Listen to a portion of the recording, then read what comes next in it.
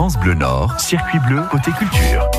Côté culture, c'est la 22e édition du Salon du Livre à Bondu et c'est le week-end prochain avec Monsieur Bob Garcia qui nous rejoint pour parler de lecture. Voilà, vous n'avez pas votre pendant, mon cher Bob. Comment ça va ?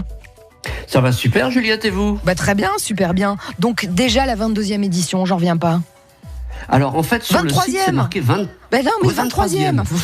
Oui, mais avec vous savez, il y a une édition annulée à cause du Covid, etc. Donc on ne sait plus trop. Enfin, sur leur site, en tout cas, ils ont mis la 23e. Mais en plus, j'ai l'affiche avec 23 et je dis 22, je sais pas pourquoi. C'est le week-end prochain avec encore des artistes, des auteurs présents et avec la présidente Mireille Dumas. Et puis vous, à l'intérieur de tout ça.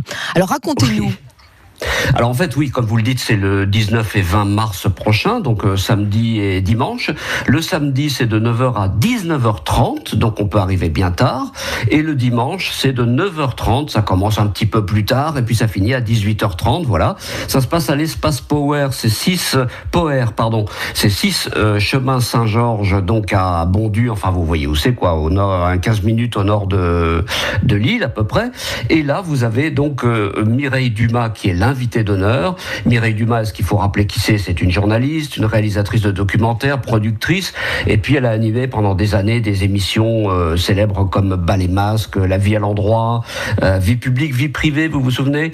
Et puis elle publie donc un bouquin sur, je crois qu'il y a une vingtaine de personnalités qui l'ont particulièrement marqué, et ça s'appelle Rencontre inoubliable. Et donc voilà, Mireille Dumas elle-même, elle est connue, elle est très sympa, et c'est l'auteur, vedette, on peut dire, de cette 23e édition, donc, mais c'est pas la seule. Il y a 200 auteurs, parmi lesquels quelques célébrités comme notre Franck Tillier national.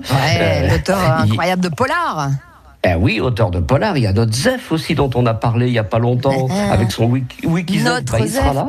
Il sera là pour signer son bouquin. Le Wikizef, voilà. Et puis, comme ça, il y a plein d'auteurs qui sont des auteurs des Hauts-de-France. J'en ai calculé une bonne vingtaine ou une trentaine même. Je ne vais pas tous vous les énoncer, mais il y a Amélie Antoine, on en a beaucoup parlé ici. Jean-Pierre Bocquet, François Bouc, bien entendu. Ophélie Cohen aussi, dont je vous parlais il n'y a pas longtemps, qui a sorti son premier roman aux éditions IFS. Il y a Jean-Marc Demetz, il y a Jess Kahn, qui encore Rosalie Louis, dont je vous parlais la semaine dernière.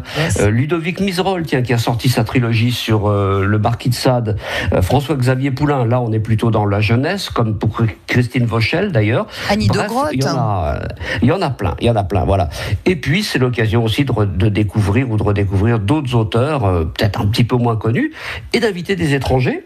On a nos voisins belges qui viennent nous rendre visite en délégation, là, et je vous parlais à l'instant d'une édition à un petit éditeur belge qui s'appelle IFS, qui se situe à Bruxelles, et là ils nous envoient 3 de leurs meilleurs auteurs qui sont Salvatore Mini.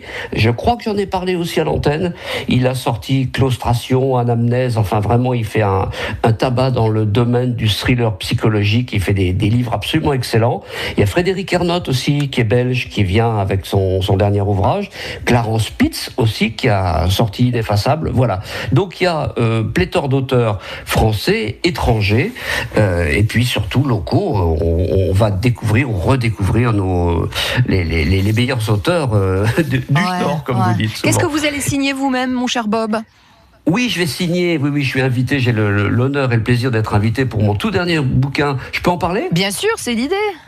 Voilà. Alors c'est Tintin et l'histoire, et c'est sur les éléments historiques qui sont relatés dans l'œuvre d'Hergé, dans l'œuvre Tintin, les aventures de Tintin. Donc, puisqu'il a brossé pratiquement, il a englobé 50 ans d'histoire. Il a commencé en 1929 et il a fini pratiquement au début des années 80. Donc, il a connu l'entre-deux-guerres, la montée du nazisme, et puis après la guerre froide, etc. Donc, tout ça transparaît à travers les aventures de Tintin. Alors quand on les lit comme ça, comme au premier degré, comme des petites aventures rigolotes avec plein de gags, on s'en rend pas bien compte. Mais quand on gratte un peu la surface, et surtout quand on retrouve les éditions d'origine, là on se rend compte qu'il fait allusion à des conflits vraiment très très très proches de l'actualité du moment. Donc c'est passionnant à redécouvrir. À étudier, voilà.